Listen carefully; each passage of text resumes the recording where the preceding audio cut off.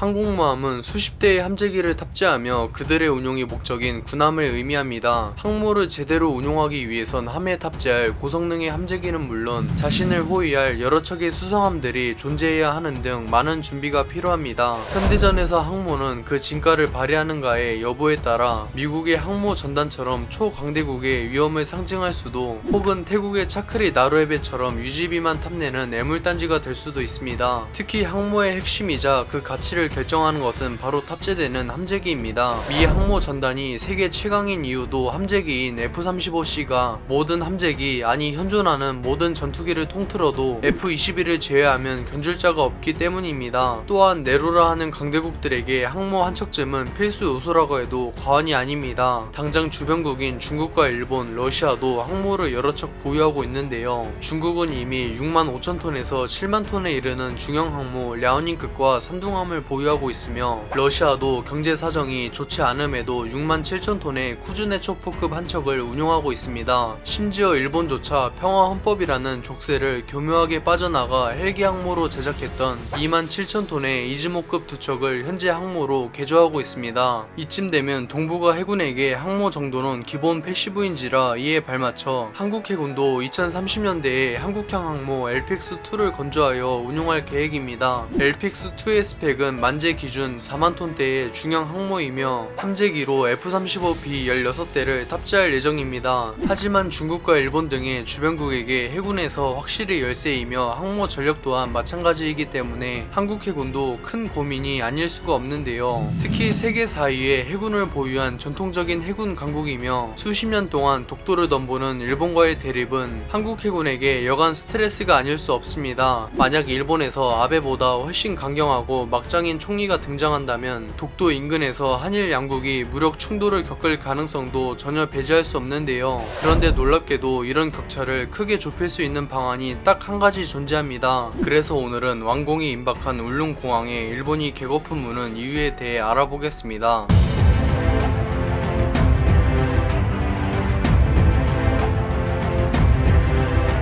울릉공항은 울릉도에 건설 중인 작은 규모의 공항이며 2022년에 완공될 예정입니다. 공항 바로 옆엔 호텔도 건설할 예정이라 울릉도의 관광객 유치에 큰 도움이 될 텐데요. 하지만 울릉공항의 진정한 가치는 바로 군사적 용도에 존재합니다. 울릉도는 독도 인근에서 가장 가까운 영토이기 때문에 일본 혹은 러시아와 충돌이 발생해도 그들과는 비교가 안 될 정도로 신속한 대처가 가능합니다. 물론 공항의 활주로 자체가 그렇게 넓다고 할 순 없지만 한국 공군의 주력 전투기인 KF-16과 F-15K 그리고 F-35A, 더 나아가 KF-X가 주둔하기에도 충분한 크기입니다. 거기다 울릉공항은 약간 무리할 경우 20대 가량의 전투기가 주둔할 수 있으며 이는 웬만한 경항모보다 많은 탑재량입니다. 이렇게 되면 한국 해군은 동해 한정으로 사실상 두 척의 항모를 보유하는 것과 동일한 효과를 누릴 수 있습니다.